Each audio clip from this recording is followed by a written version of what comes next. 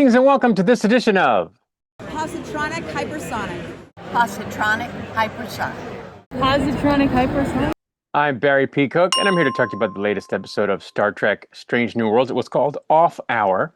And as the episode starts, the Enterprise's Alpha shift is about to knock off for the week after a very long mission. With 48 minutes left in their shift, everyone is tying up loose ends to prepare for a well-deserved weekend relaxing at Starbase 7. Dr. Mbenga is busy in sickbay making sure everything is shipshape for his new assistant chief medical officer, Dr. Philip Boyce, Enterprise's former temporary chief medical officer. Chapel is surprised to learn that Mbenga asked for the former CMO to come back, just in case, which doesn't go over well with her, and she tells Dr. Mbenga that she can't work with Dr. Boyce, at which point Mbenga points out that that's okay because she has long had one foot out the door herself anyway, never having requested a permanent duty assignment to the Enterprise. Meanwhile, Scotty's down in engineering, finishing his shift, and just as he's about to hand things over to his relief, he notices some strange code, but his relief tells him that he'll keep an eye on it. Up in his ready room, Captain Pike officially turns command over to a lieutenant. We rejoin Scotty, who finds himself in the turbolift, when his relief quickly calls him to let him know that the bad code was more than they thought, and that their warp field is destabilizing, putting the ship in danger of being thrown into a slipstream wormhole, causing Scotty to immediately order the warp engines shut down. But it's too late. Being thrown into the slipstream causes a massive power surge throughout the Enterprise, electrifying every control in the ship, tossing it off kilter. Lightning arcs across the consoles, rendering them lethal to the touch, which also leaves Scotty trapped in the turbolift and causes engineering to need to be evacuated while no one on the bridge can reach their consoles to right the ship. Back in sickbay, one of the tables has come loose, sailing across the room and cutting Dr. Mbenga in half at the waist, pinning him against the wall. On the bridge, Ortegas makes it to the helm and restores inertial dampeners, righting the ship, enough for everyone to get their bearings and figure out how bad everything is. It turns out they have almost no power, and Uhura can't communicate with anyone on or off the ship. She quickly finds a way to get in touch with the port galley, where a number of the crew had already gathered. Thankfully, Scotty isn't stuck in the turbolift long, as he's freed by Cadet Asha, the ship's new Vulcan cadet. Since he obviously can't go anywhere in a turbolift, she suggests that they try the transporter room. But when they get there, they find that it's just as dead as the rest of the ship. Back in sickbay, Nurse Chapel's able to stabilize Dr. Mbenga, so she turns to the sickbay computer for some diagnostic insight. Scans show Mbenga's spine is broken, and that the only thing keeping him from dying is the pressure from the table holding him in place and holding his organs in place. With comms still down, she can't call anyone for help and is on her own. Desperately searching for a system they can pull power from, Cadet Asha, along with Scotty, decide to pull power from the life support, but only in the ship's corridors so that the crew could gather in various rooms and still be able to breathe.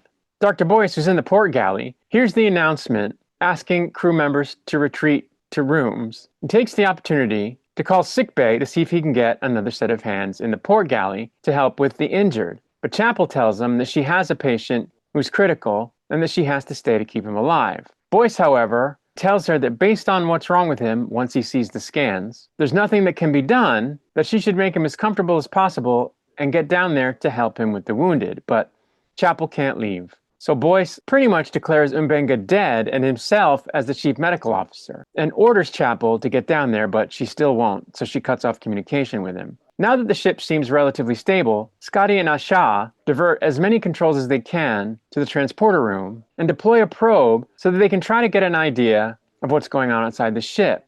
But it's destroyed almost as soon as it's launched, so they don't get much data from it. One thing they are able to figure out, though, is that they're going way too fast and are accelerating, and that according to Scotty's calculations, they'll reach the warp threshold, which is warp 10, in about 24 minutes, at which point, if they haven't slowed down, all the matter in the ship will break apart, and their atoms will be scattered throughout the universe. As if things weren't bad enough, one of the sickbay doors starts to open as it didn't fully close previously, causing the Arctic temperatures in the hallway where there's no life support to fill sickbay. So Chapel grabs as many blankets as she can to wrap around herself, as well as to try to block the door. Captain Pike at this point resumes command of the ship and solicits advice on how to get out of the particular situation they're in, at which point Spock suggests that they can use the sensors in the ship's ion pod to scan for neutrinos, but the only way to get to the pod is from the outside.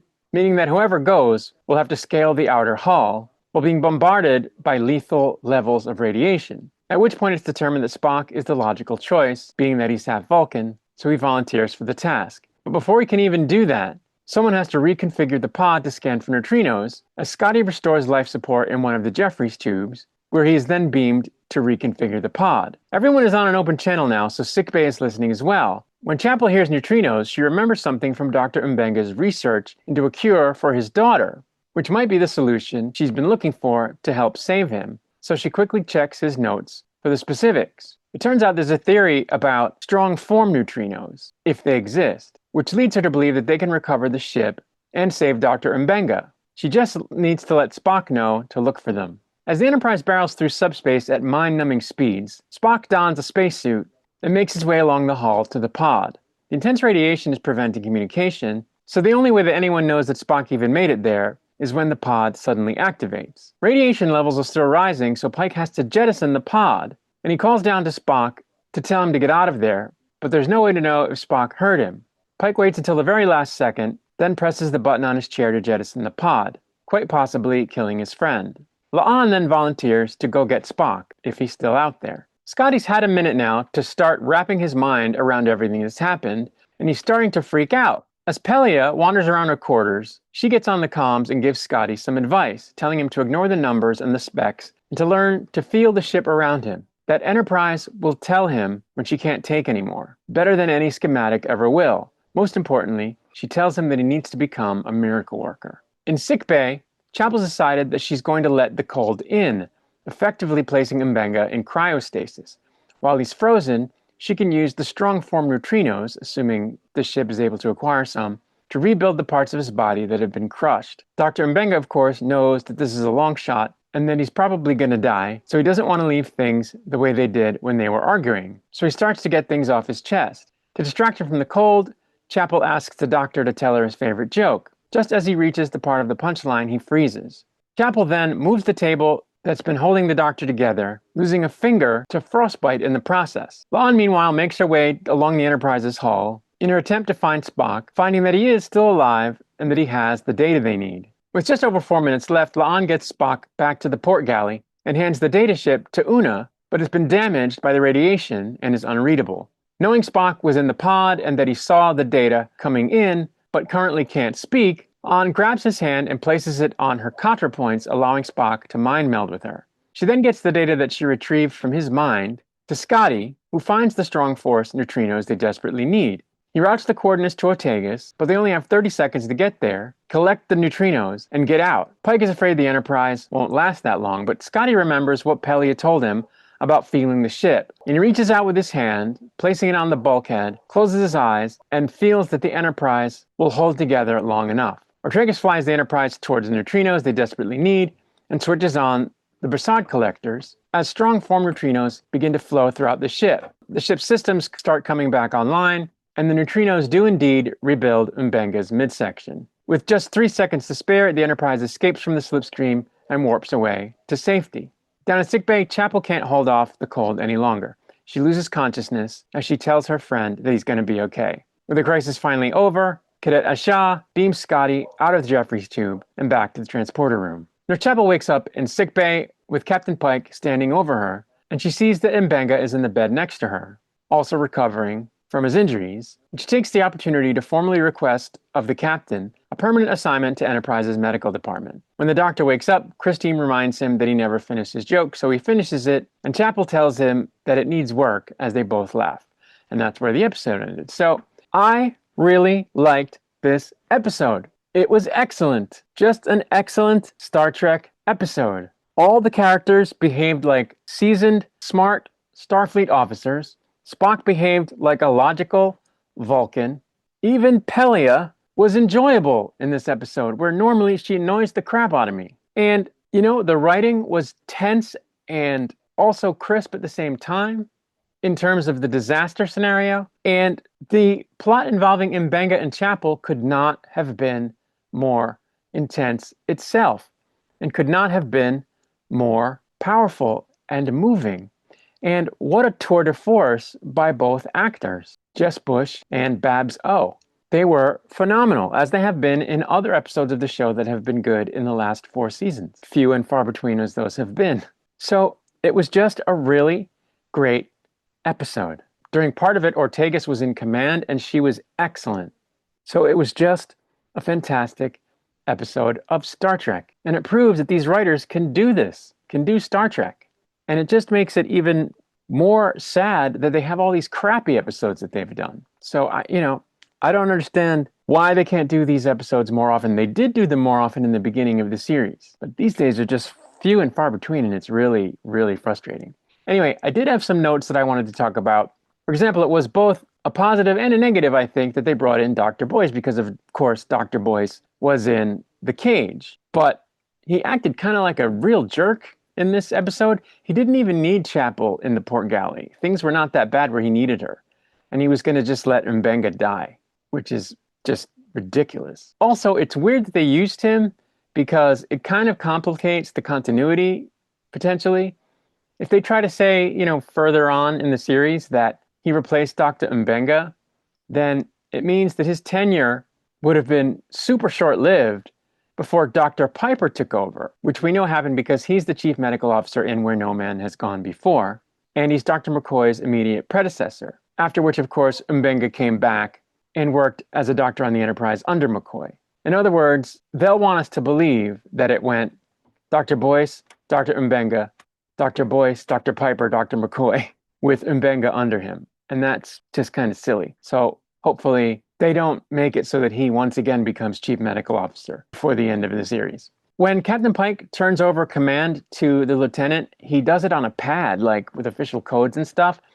And I don't know why he had to do that. That's not a thing in Star Trek. The shifts just change and the computer handles it, or it's done by voice. So I don't know why they showed that. And then he doesn't redo it when he resumes command when the emergency hits, which, I guess in an emergency you wouldn't, but why did they do it at all? Anyway, another question I have is, why is Beta Shift reporting to Alpha Shift? Is that a thing? The captain is the captain, so ultimately, if he's off duty, then yes, whoever's on duty could refer to him if it need be. But why is the engineer who takes over Scotty's shift reporting to him? He's not the chief engineer. So that didn't make sense. They do show the Enterprise dropping out of warp in order to try to avoid being tossed into the slipstream, which they are unable to do. But it was moments after Scotty, ordered the warp drive cut. So why did it take so long? Usually it's instantaneous. That didn't make sense. At one point, when Una first establishes contact with the bridge, she says Bridge Una here instead of saying Chin Riley, and I didn't know why that was. It didn't make sense. I was happy, though, that we did get some substantive scenes from the new Vulcan character, Cadet Asha. She was actually good in this episode, where up to now she's kind of had one line per episode that she was in, and it made her look like a jerk, but she was really good in this. At one point, they show Scotty as being able to access inertial dampeners from a transporter room, and I wasn't sure why that was. Of course, I wasn't sure why there was a second transporter room on the Enterprise. This is not the transporter room, it's a transporter room, which there was only one on the NCC 1701, so I don't know why they had a second one. Speaking of the transporter, why weren't they able to fix Dr. M'Benga with the transporter? Wouldn't it have been able to lock on to his biosignature and transport him from sickbay to elsewhere using his pattern that was stored before and essentially fix him? Not that they should be doing intra-ship beaming anyway, but of course they already are. So why within their own sort of continuity where that's possible could they not have done that? I wasn't entirely sure why a lack of life support in the corridors would make them a deep freeze. In other words, the ship has shielding, the ship has hull plating. Why would it have frozen? Why wouldn't it just have been where you couldn't breathe? In fact, in the previous episode, they shut off life support on the bridge and it didn't freeze. So that didn't make sense. When La'an decides to go out on the hull to rescue Spock, she reasons that it's okay for her to do that, even if she dies, because she's more expendable than Spock is. But why would that be? He's just a science officer. It's not like he's the first officer like on the original series. He hasn't gotten there yet. Also, why was she able to survive the crawl on the hull when Spock originally said that radiation would be so bad that he would be the only one that would have a chance because he's half Vulcan? That didn't make sense. I thought it was really cool that they brought up the miracle worker thing and that this is probably the genesis of where Scotty started to cultivate his reputation as a miracle worker. And the final thing that bugged me about this episode, though, as I said, I really, really liked it, was that when La'an Did the mind meld with Spock? First of all, that's kind of kooky, right? That a non-Vulcan could trigger a mind meld just by placing a Vulcan's hand on their face in the proper way and reciting the mantra that the Vulcan usually recites. I'm not sure why that would have worked. If you're the one who has the mind meld ability, don't you have to be the one to will yourself to connect your thoughts to theirs? Can the other person really trigger that by saying the mantra just because your hand is on their face? Wasn't really buying that. Also, she didn't take off his spacesuit glove. He had his spacesuit glove still on, so how was he affecting the mind meld through the glove? And if that's possible, why did he famously take the glove of a similar suit off to affect a mind meld with Dr. McCoy towards the end of Star Trek II? So it's just, as good as this episode was, and as much as they did pay attention to detail in a lot of ways in this episode, in a lot of other ways, they kind of dropped the ball. So I was bugged by those things, but the story was so strong. And this goes to what I've said before. When the story is strong, you can overlook, nitpicks and silly stuff. Although by bringing them up, I suppose I didn't overlook them. But I'm just saying, even if they register in your head, if the story is good, you can overlook that stuff. And I'm only mentioning it to give voice to the fact that I noticed these things because I did. But the thing about it is, in this case, they don't ruin the episode. Whereas in another case of a bad story in an episode, the nitpicks just make the episode even worse. But the takeaway is that despite these sort of nitpicks that don't make sense, the episode was really good. As I said, the cast got to play Starfleet officers like Starfleet officers, competent people who know their jobs and who are able to perform their jobs. Spock was Spock, and the interaction between M'Benga and Chapel was just excellent.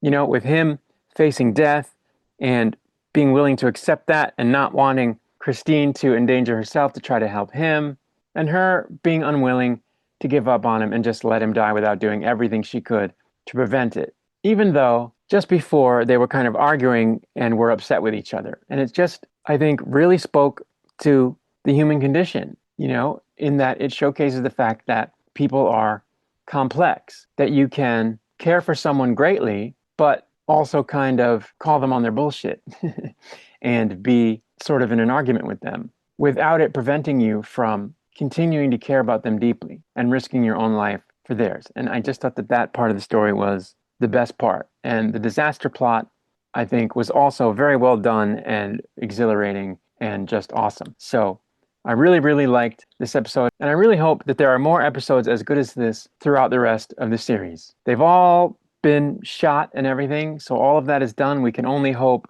that some of them are good like this one now. But that's really it, so I'm going to get out of here. I'll be back with another video soon. Until I return, I wish you peace and long life.